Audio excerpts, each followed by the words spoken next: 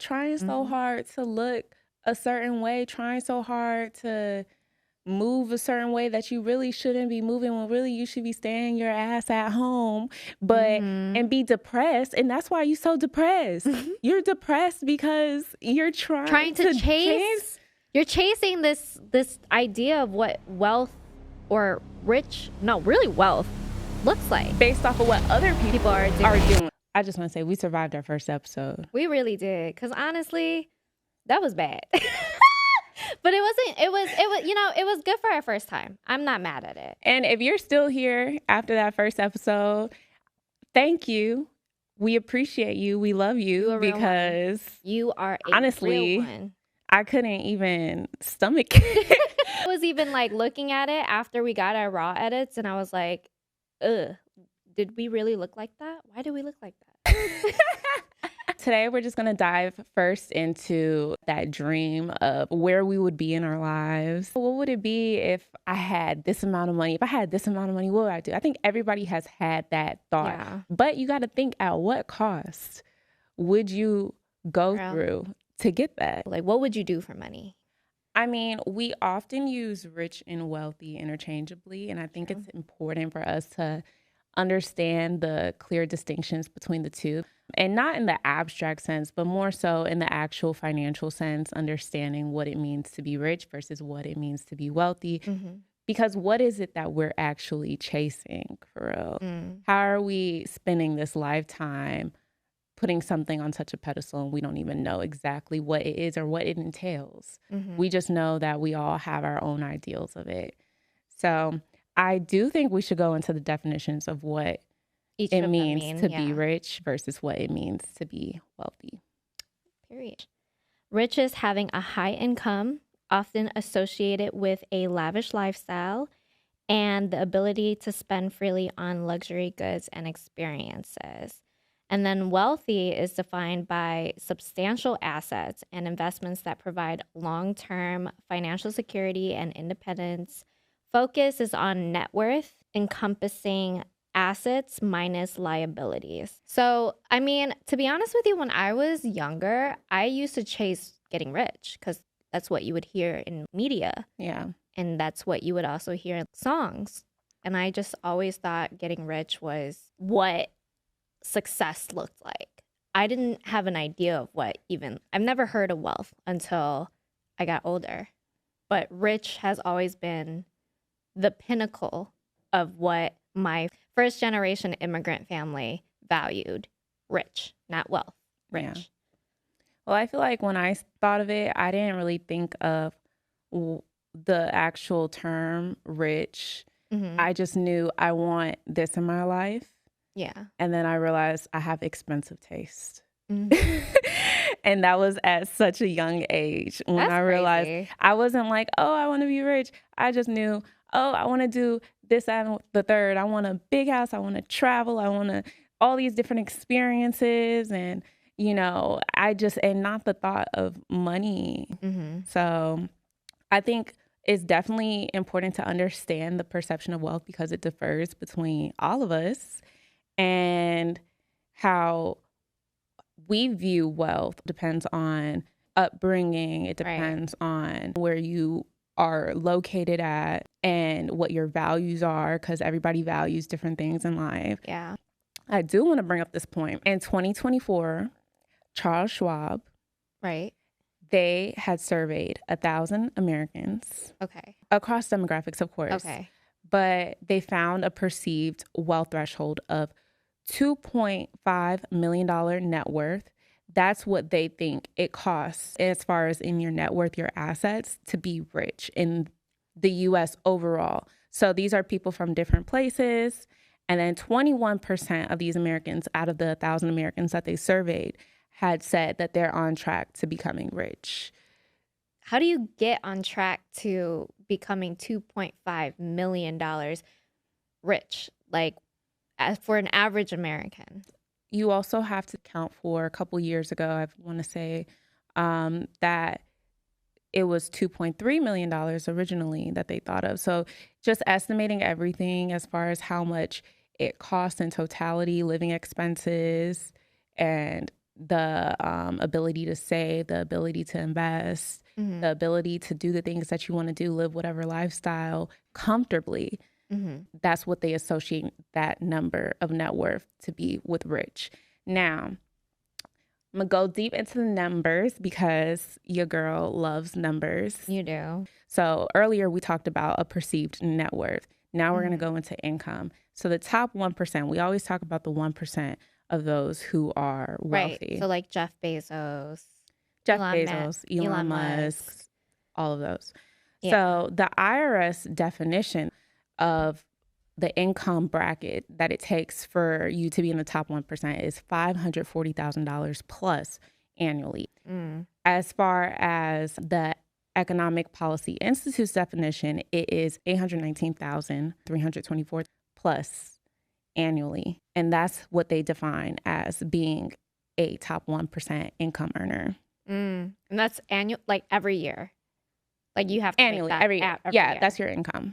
That's just your income. That's crazy. But just talking about the net worth disparity, to be in the 1% net worth, you typically need around $11.6 million. And for the top 5%, Americans need a net worth of approximately $1.17 million. That's from the Kick-Ass Entrepreneur of how much you actually need as far as net worth to be considered wealthy in this country. Mind you, we're just accounting for the general population of America. We're not thinking about all the disparities that comes into play as far as racial disparities, gender disparities, those who have disabilities, all of these other aspects that come when you're talking about the wealth gap.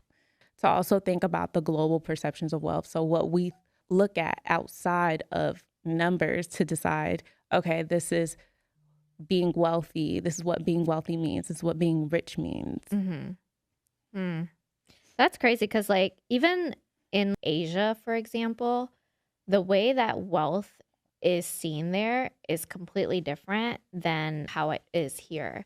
And even in Asian Americans here, I'm just speaking off experience and what I've seen so far. East Asians definitely are better off here in America. And they have a higher percentage of being well off here rather than like the disparity between the Southeast Asians and like other darker skinned Asians too, except for maybe India. I'm really just speaking on behalf of Southeast Asians and East Asians. I just see a huge gap in wealth between our two regions. Is it just crazy. how it's displayed? It's how it's displayed, but no, it's visible. And I'm not sure if it's because more East Asians do go into the field of medical, engineering, the model minority career job paths. But from what I've seen so far, that's what's being shown. And it doesn't seem like the ones like who are from Cambodia, Thailand, even Vietnam. That's kind of like hit or miss depending on where you're really from. Other aspects as well, but it just kind of shows to me that it's already a huge gap in between our different regions within Asia.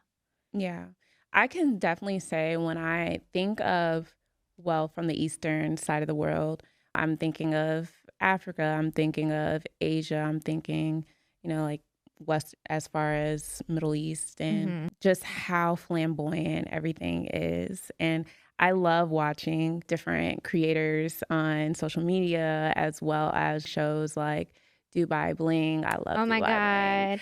I haven't watched Dubai. That's a guilty pleasure. I haven't watched for me. it, but like Crazy Rich Asians is a perfect example. Yeah. Granted, so they are like that family, like where it's like filmed and stuff. It's in Singapore. Singapore is a very rich country for sure. Yeah.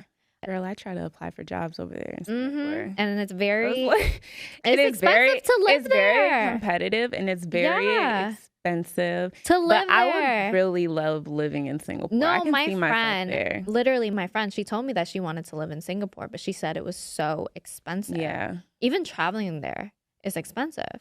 So Crazy Rich Asians was set there, but you saw the movie, right? I saw the movie. You saw how flamboyant it actually was, right? I've watched Crazy Rich Asians, besides Dubai Bling, Bling Empire. And one thing that I love, just seeing how they wear their clothes. It's very colorful.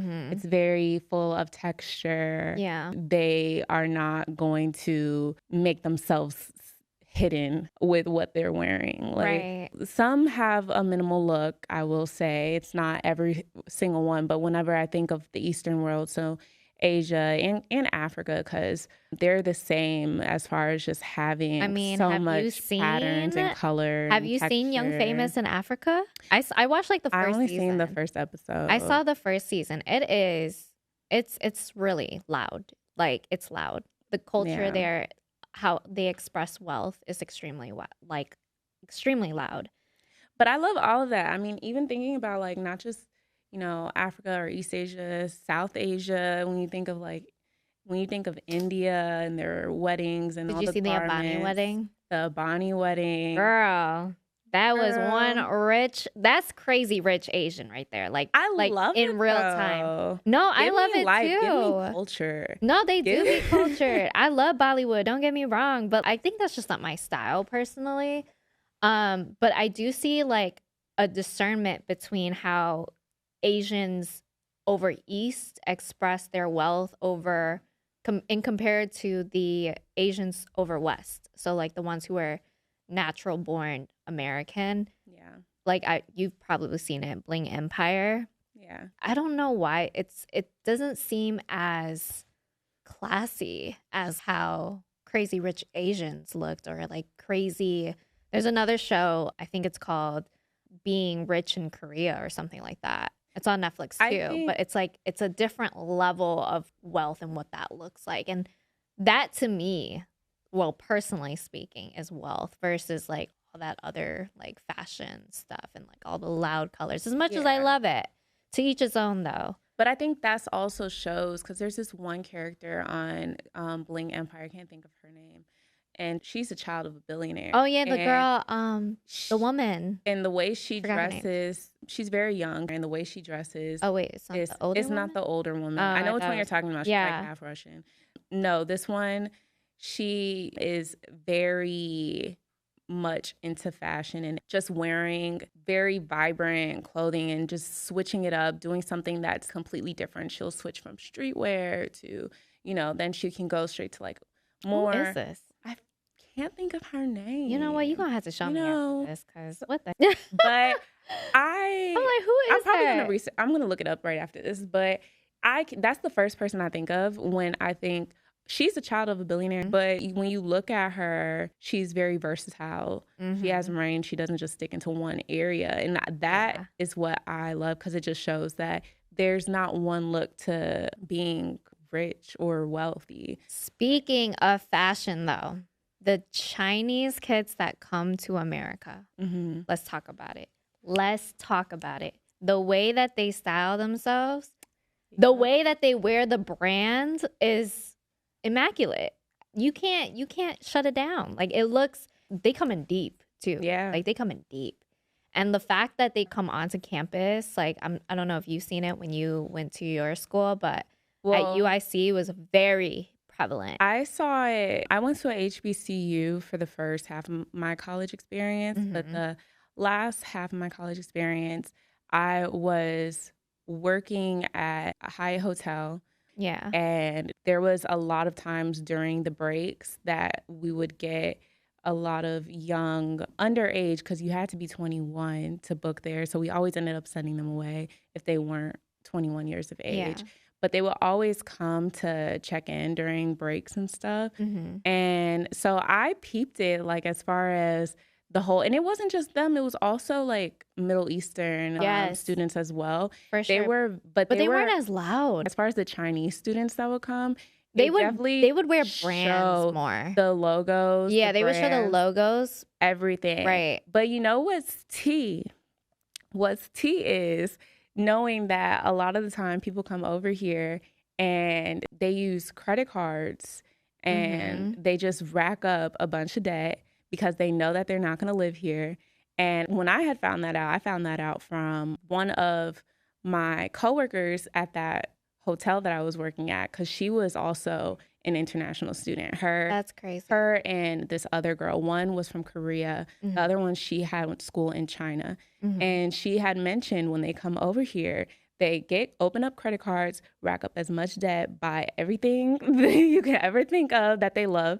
And then they go back to their countries once they're done with school and just let the debt go into collections. It's literally so funny that you said that, because there was an article that I saw on Nextshark. Nextshark is like this Asian American news outlet. It's on Instagram. You could definitely find it, but it's called Nextshark. And the article read, international student allegedly maxes out $140,000 in credit before fleeing to China. And it's so funny. I'm going to extract this one quote that really spoke to me, and I laughed when I read it.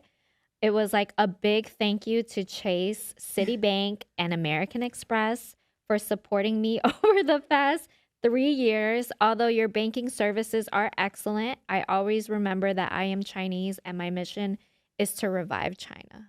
That's hilarious. It's hilarious. I love that for them, though. They're so big brain. To think about that. China, y'all are big brain. Real big brain. One thing I would like to notice how, like, when we're describing these international students, they're rich and not wealthy. Like, Yes. I always say they're rich. And most of the time when I talk to peers of ours, they'll say, like, yeah, those rich international kids. Yeah. Not wealthy. And as far as that, there's a lot of rich people who they buy replicas. They do. So there's a lot of people who have I'm replicas one of and them. not the actual thing. I have a fake Louis Vuitton, y'all. I really do. And I wear it. I wear it proud. I wear it proud. I will do that. You're not going to catch me with a real bag. Not outside. You know, that's Not me. Look. Not look. Not her. I don't knock people who do get the replicas. I don't knock people who do get the replicas. I'm a tame. I would never put my money into designer bag that's worth that much. I do have designer bags, but those were gifted. I would never put my money, my own. But just thinking about it, like, not only the replicas, you also got to think about the currency is different. So even if they do have the real, They're not taxed. there is completely different. It does not cost the same as it costs here in the U.S. Yeah, There's so many different ways to get what you're getting. Wait, in Africa, do you think it's the same?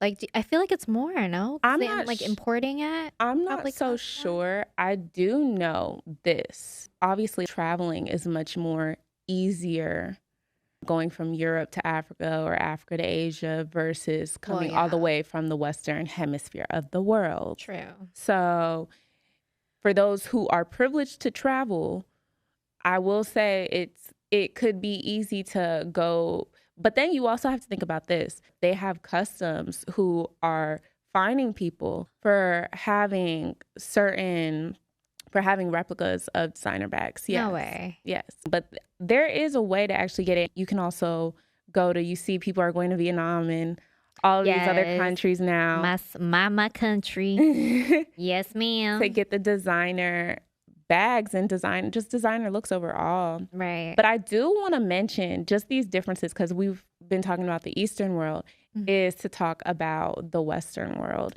and just the overall difference of how wealth is portrayed here. Because now all you hear is quiet luxury, and I'm so sick and tired of hearing quiet luxury. I'm just as far as quiet luxury and the look of what it means to be wealthy, like what does that look like? Now everything's a little bit more minimal and understated, and they really eat off the Copenhagen style. That's one example of just the many styles that come with it. But then within the Western world, there's exceptions. You have the Black American community, the Black European communities, and they're different. Some so different. Some may go the quiet luxury route. Yeah. To get that old money, another term I hate, old money. To get that old money feel, some will do that. But many still stand on being vibrant and showing off everything that they have. And this isn't just Black and brown communities in these nations. This is also a lot of new money. that's coming up that does that. Yeah. I do like the old money lifestyle though. I like how it looks. It looks very worn in, you know? I Mm. gravitate towards that for some reason. I Do you think maybe that's your personal style? yeah, it's become I mean, y'all not right now, but like but like overall like when I get older, I think that would be my overall arching style. I mean, I admire the style that they are talking about, but when they're just trying to put a new standard for Mhm. people to assimilate to, why are you trying to be something that, oh, you can only get this if you look this way. Mhm. So you have to dress this way. As we are sitting here talking, we're telling you, really, there is no one way to look if you have it or if you don't have it, Yeah. whether you're rich or you're wealthy. They Mhm. want to say that there is, But there isn't. isn't one way because it all depends on who you are and where you come from. Mhm. Like, white people can look broken rich, right? And then But let us do that. let us do that. Let us And go in somewhere and go to like a hotel and stuff. but that can be like a respectability politics plays a big part of it where people feel that they won't get those negative stereotypes that they Yeah. get placed on them Mhm. if they dress up and dress like they have it all when they really don't have it all. True. They think they will have more safety and security when obviously like there's been so many times we've shown that's not true. That doesn't Yeah. it doesn't matter. I mean, you do get treated based off of how you look. And Yes. how you present yourself. Very for sure. 100% how you present yourself. But is that end all be all? No. No. Mm-mm. I will say, like, in terms of like the overall idea that a white person can look broke but be rich, in terms of just my experience, I definitely feel if I were to look like that and go into places, I wouldn't be treated the same, or maybe I would be treated the same because I'm Asian, and so like it would be perceived as for me safe, but I don't think it's the same experience for others. Yeah, I can't do that. Yeah. Do you feel like you have to perform when to perform like you're like you're rich? Like do you have to perform that in a way? No. I don't care. How I dress is how I dress. That's really just a part of me. I like Mhm. looking good because that's how I was taught to look, Yeah, I'm period. like the complete opposite. You know me. I'm Yeah. like I walk out the house with rollers, curlers, no makeup, literally. Look, I don't want the bonnet people coming after me. I don't want the bonnet people coming after me. But hell no. You are not going to see me doing that. First of all, my mama didn't do it. My grandmama didn't do it. My great grandma sure as hell didn't do it. So why am I going to just all of a sudden just like switch this up and just, Yeah. no, you will never catch me that comfortable. And that's why other countries be making fun of us because you got people going to that's the grocery store true. in their pajamas and I'm all one that. of those people. I'm a product Look. of America. You say we listen, we do not judge. Girl. But I think if I was, because when I was living in Korea, no, I actually was doing the same thing in Korea too. But I did feel that people were judging me more because it's like their norm to still look nice dressed up. But they do be having the rollers in their hair, but it looks cute on them for some reason. It's a time and place. See, we can't us like melanated people, we can't do that. We put rollers in our hair going something, they're gonna look at it, they're ghetto. That's true. And then That's like unfortunate it's just to be not stereotyped like that. it's just not. I mean, I don't yeah, at the end of the day, you're like, who cares? We're not seeking validation for, Mm-hmm. how we look. But Right. also, just be real. Let's just be so real. You are treated how you look, but that, like I said, that's not end all be all. You Yeah. could still get treated another way. Yeah. However, the way you present yourself, you yourself is your own brand. How you present yourself walking out the house Right. is important. True. Look, I think we're just so used to seeing these looks glamorized on social media and automatically think when you're seeing it in your face every day, you're like, Mm-hmm. okay, that's what I need. You think that's standard. You think Mm-hmm. what I'm doing in this real life and reality isn't what I'm really supposed to be doing. Right. I need to look this way, just to the values change. The Mm-hmm. goalpost is moved. Just talking about that and just the unrealistic expectations and us always comparing what it is to be rich versus what it is to be wealthy. Mm-hmm.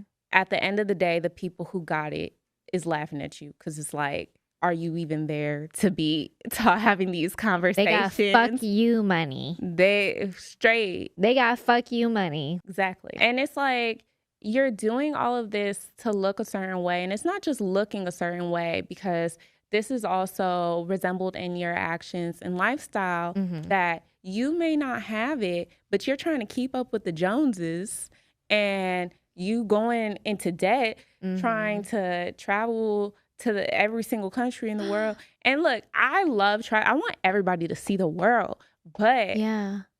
You just made me realize something. what? Keeping up with the Kardashians, keeping up with the Jones. I just made a connection.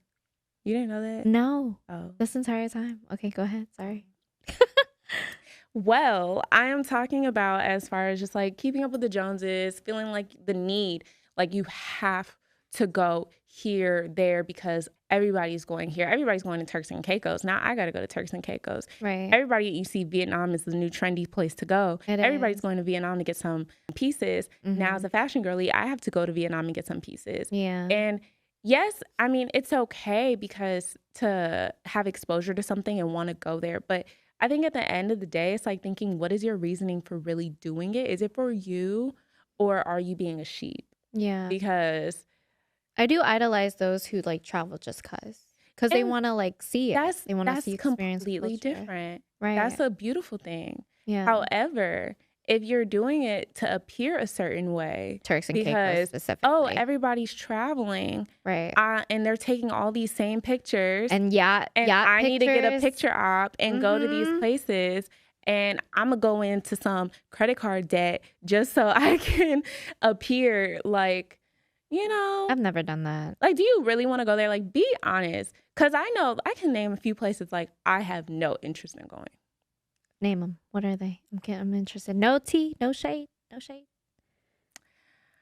Girl, like, I don't really care. I don't care too about much Europe. to go to Spain. I don't care about Europe. I don't care to go to Spain. I don't care about Europe. You don't care about the whole Europe. You said just throw Europe away. I'm sorry. Like, I just don't care. The culture is, I mean, at the end of the day, there's beauty in every culture over there, I'm sure. I like the architecture. It gets boring. But You could go to DC for that. It's cool. Like, you could go to one of the 13 colonies for that. Like it's boring. That's why I do like going to like Asia or like even Yeah. Africa or like South America. Those places have richness to them. Not saying that Europe doesn't, but it's just not. I It's don't just not my cup of know. tea. I just don't care to go to Amsterdam. Yeah, me or, neither. See? I mean, there's some Girl. places also in, like, at first, I never really cared to go to Korea either. Like, Oh, girl, you should go. I know It's fun. you live there, but It's fun. I didn't care to go. Like, Yeah. I was okay with the idea of going to Japan. I didn't really Why Japan? care to go Why Japan, not Korea? because first of all, there's a few reasons why. Is it the ramen? Japan, their food, Okay. just the overall culture, and then also I wanted to see the cherry blossoms, and You could see that in DC. I wanted to go to they have the ski resort, Oh, yeah. and Yeah. so I just wanted to experience Japan. In that way. Okay, whatever. Whatever. But it's just, I just think that's That's cool to me. But yeah, I do understand what you mean. Like, people are following suit. Like, y'all trying so Mhm. hard to look a certain way, trying so hard to move a certain way that you really shouldn't be moving, when really you should be staying your ass at home, but Mhm. and be depressed. And that's why you're so depressed. You're depressed because you're Trying to chase. You're chasing this idea of what wealth or really wealth looks like. based off of what other people Are doing. Yeah. Not having your own definition and like finding comfort in Right. your reality. And then not knowing that they're struggling themselves. I mean, look, Some I'm of okay them. with a little delulu. I think you need like a little bit of delusion, because I think some of my delusion has helped things come into fruition. Oh, no, I agree. But Yeah.